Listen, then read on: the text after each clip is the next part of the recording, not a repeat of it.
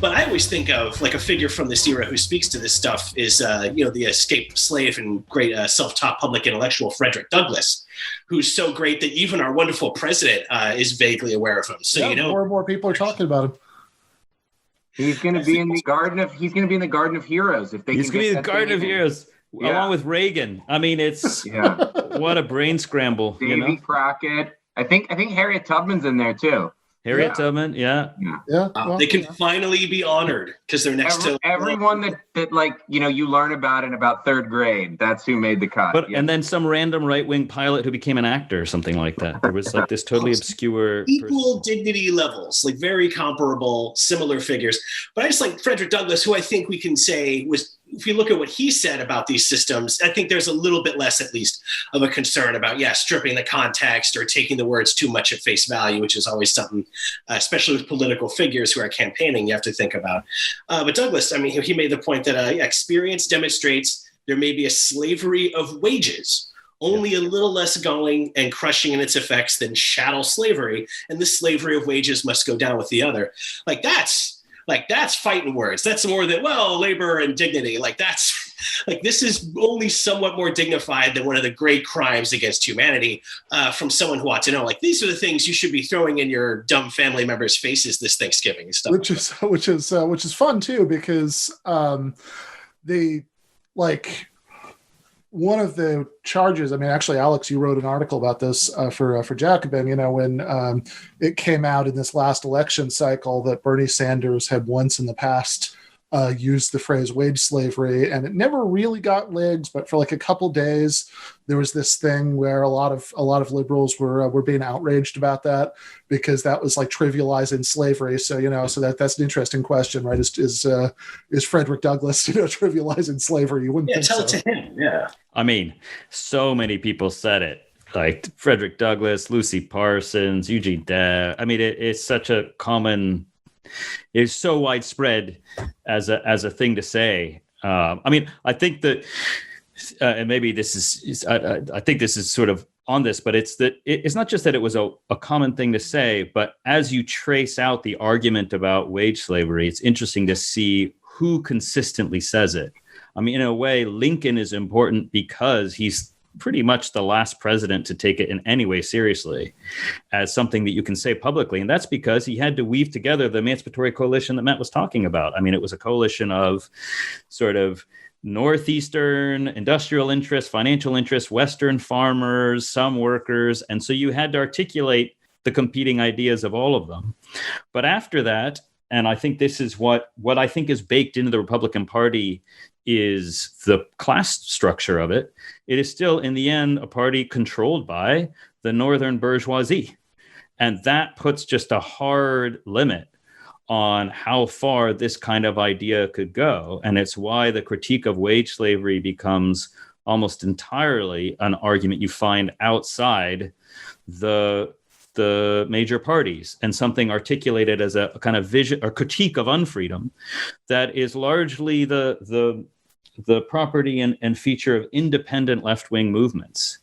So for me, what's baked in is not some kind of logical progression in how you have to think of freedom, but the limits that certain kinds of class structures within parties put on how far you can go with the idea. And so I think the story of the Republican Party after Lincoln is just a story of why, to really get the full emancipatory vision, you need an independent working class party able to impose its own hegemonic vision upon its party and articulate that as a fully throated, fully developed vision of a free economy. And that's really what the problem is, and why the Republican Party can become so pretty quickly, not just a kind of right-wing party, but a party then for people who are setting up paramilitary organizations to assassinate labor leaders. 20 years after after the Civil War, they've already started doing this. The major figures in the Republican Party, investing in armories in major cities so that the National Guard and police can go in and engage in extremely violent strike suppression among workers who are articulating these very ideas. It's a feature of the kind of material limitations on how far those elements of the Republican Party could ever go.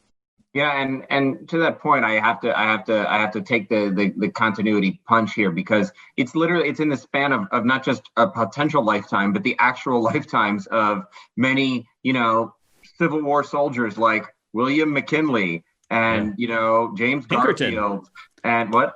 Pinkerton, the founder of the Pinkerton organization. He's a Civil War veteran. Absolutely. All these guys fought the war to destroy the slaveholders' rebellion and the War of Emancipation, and the greatest left-wing revolution in American history, quote unquote. And yet were, literally later, just a few years down the road in their own lives, kind of militarizing, the Northeast to defend capital.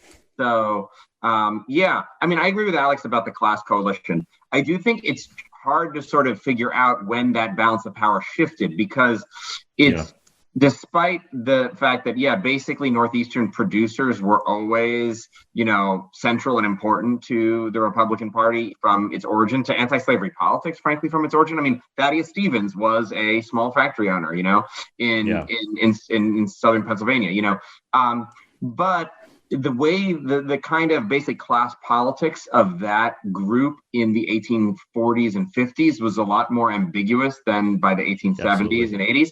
And it punched a little bit below its weight in comparison to the sort of farmer worker element of the party, especially in the West and in New England was still very prominent, so of course the other famous rallies, it's not mass rallies of factory owners. Yeah, exactly. It's like if you're bringing like 20,000 people to like Beloit, Wisconsin, or Massillon, Ohio, or these like tiny hamlets. I mean, these are numbers that like Trump would be jealous of today. And the other famous episode too, much lower population.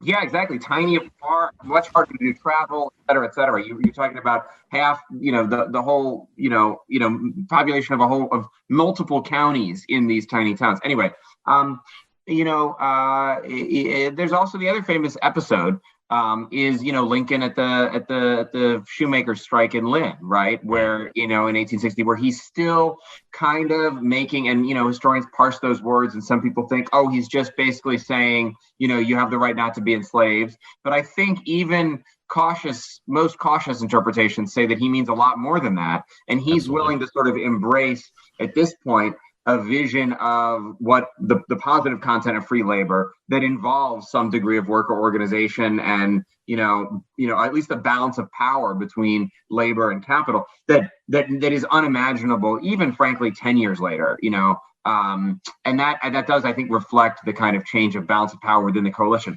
This is one reason why I'm so interested in the kind of class coalition of our current party system too. I mean, totally. The stuff that Matt's been doing on the midterm elections and these elections, like breaking down where the shifts are, it's like, it's this stuff people think is somehow just like nitty gritty, boring, whatever. But it's like, these are the details that tell you exactly what the foundations are of who's going to be able to impose their control in the party.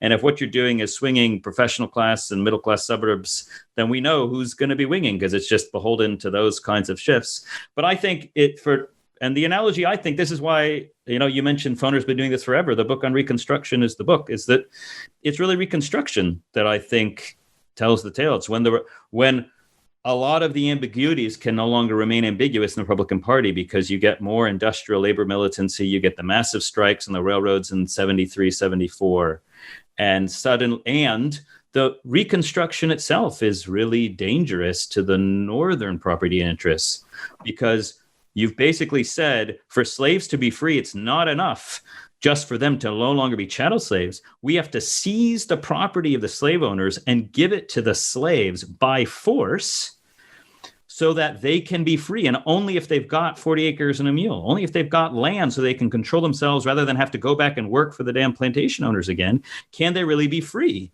And once you've introduced the principle that freedom requires seizing property so everybody can have some, so they're not dependent on property owners, that's a serious threat to property owners everywhere. And it was, I think, the moment that starts to make a lot of that fluidity suddenly turn into ice, and the cracks start to form. The Nation magazine denouncing socialism in South Carolina. Yeah. Yeah. Well, because it's a constitutional. This is dictatorship of the proletariat, except this is dictatorship of the Republican Party. The people are outside. They don't enjoy the full rights because you need basically a legal power to coercively expropriate their property and give it to the people who ought to have it if they're going to be free.